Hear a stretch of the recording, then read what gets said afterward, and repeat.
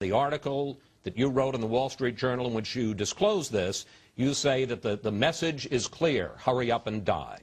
Well, the message that they want to communicate, I think, is that if you have a stroke or if you have a coma situation, that somehow your life has lost a little value and it may not be worth living anymore. My problem with the document, Chris, is that the author of it is a proponent of assisted suicide. He's way out there on that issue. And the VA has been using this. A new directive just came out in July, urging providers to refer patients to it. So, in my view, there should be a balanced treatment. And this is a slippery slope that kind of makes people, when you look at the document, it makes people feel like they're a burden and that they should do the decent thing and die. All right, we're going to get to the specifics in this book in a second, but I want to ask you another general question. President Obama calls talk of a government-run death panel a, quote, extraordinary lie. But I want to put up what you said in your Wall Street Journal article this week. You said the following: when the government can steer vulnerable individuals to conclude for themselves that life is not worth living, who needs a death panel? Explain. Well, I think the fear that Americans have is that somehow when they are fragile and they're vulnerable and they're facing serious illness, that a discussion they're going to have with a doctor is going to be biased or tilted in some fashion. Here you have the government that has a financial stake in the answers that they give. And I think a lot of people are afraid that somehow they're going to be steered toward a denial of care. And I think that whole right to die movement, which Dr. Perlman has written about, I think that whole right to die movement means that the right to die is a right the poor will get. And I think a lot of people are afraid about it. So whether there's death panel written in a law or not, the real issue is, why would the VA be promoting a document written by an assisted suicide advocate that has such a kind of an obsession with death and with pushing people, I think, in a direction to deny care? All right. You are especially critical of this worksheet on page 21 of the book. Right. And I'm going to first tell the audience what's in it, and then I'll talk to you about it. Let's put up this page 21. It's called What Makes Your Life Worth Living, and it asks the veteran to check off whether a variety of situations are difficult but acceptable, worth living but just barely, or not worth living. And here are some of the situations. I can no longer walk but get around in a wheelchair. I live in a nursing home. I am a severe financial burden on my family. I cannot seem to shake the blues. Mr. Towey, what's wrong with that? The biggest problem is that when you go beyond those questions to the boxes you check, the first option you have, it's difficult but acceptable. A lot of people with disabilities, a lot of people who have family members with stroke find life beautiful. There's meaning and purpose. Sure, they're suffering, but their life hasn't been diminished by that illness. I think if you were trying to be biased and fair, you'd have a box that starts off that says, my life is beautiful. Yes, I suffer, but I find meaning in it. And I think the problem with this document, and it permeates the whole thing, is there's a bias toward a depression.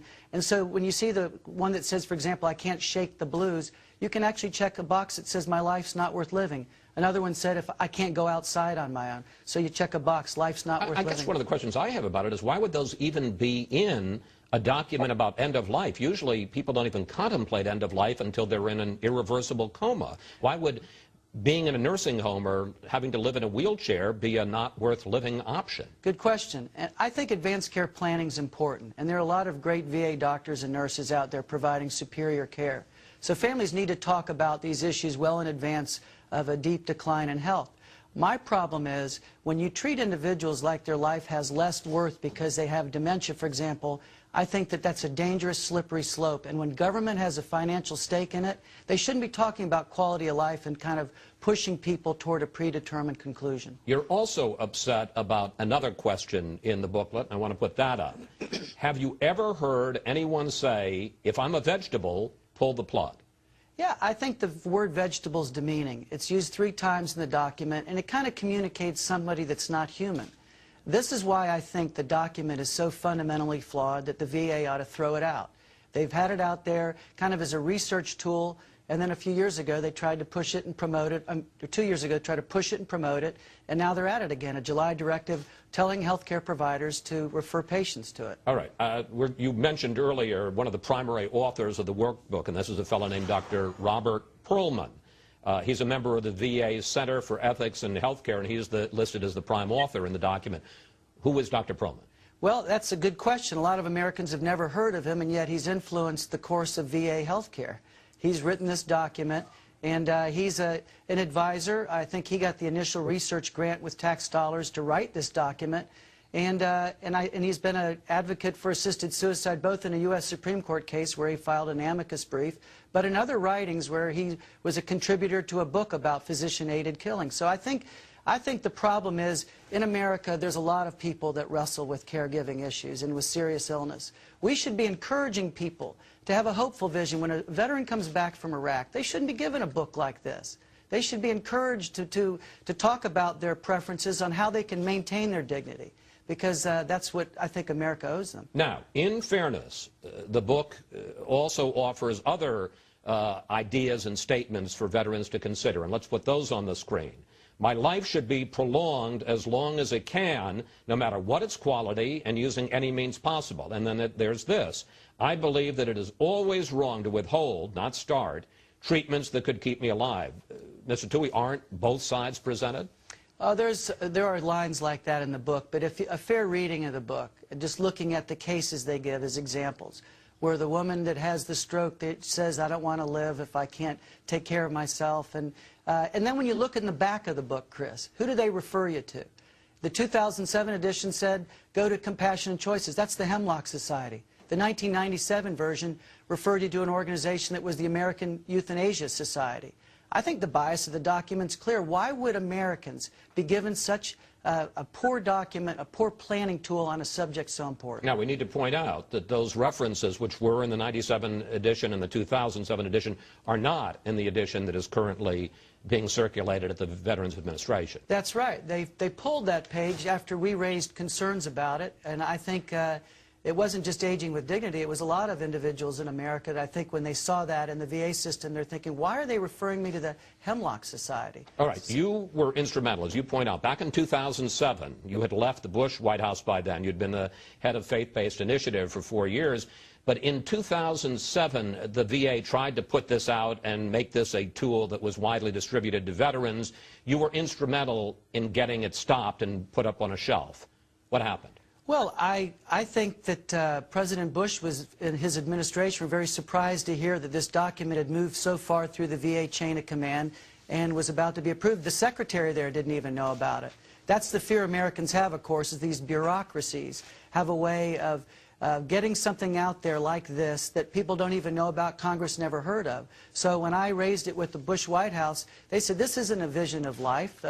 People have their dignity. They're endowed with that. It's not lost when they get dementia or a stroke, and so they pulled it. So after President Bush suspended the use of this document, why did the Obama administration last month reinstate it? Good question. I don't fault President Obama on this yet, because I suspect he was like President Bush and knew nothing about it. The question is, why hasn't it been pulled from their website now? To put a statement up after the Wall Street Journal piece came out that says this document is currently being revised, that just tells me they're in a damage control mode. What they should be doing is pulling the document and then revise this order that told physicians to refer patients to it. Finally, you have been involved with end-of-life issues for years. You worked in an AIDS home back in the 80s. You have written an end-of-life document yourself called 5 Wishes, which is widely used around the country. In the course of this controversy in the last couple of days, VA officials are suggesting that you want the government to buy and use your book. They can if they want. Millions of Americans do, but that's not what this is about. That's a not-for-profit Aging with Dignity. I want Americans to have access to a document that treats their life with respect, that's not pushing them to hurry up and die, that's not guilt-tripping them, that's not saying that if you can't shake the blues, maybe your life's not worth living. It's the pressure, Chris, and it's wrong for government to do it. There's so many documents out there that help families plan for and discuss end-of-life care.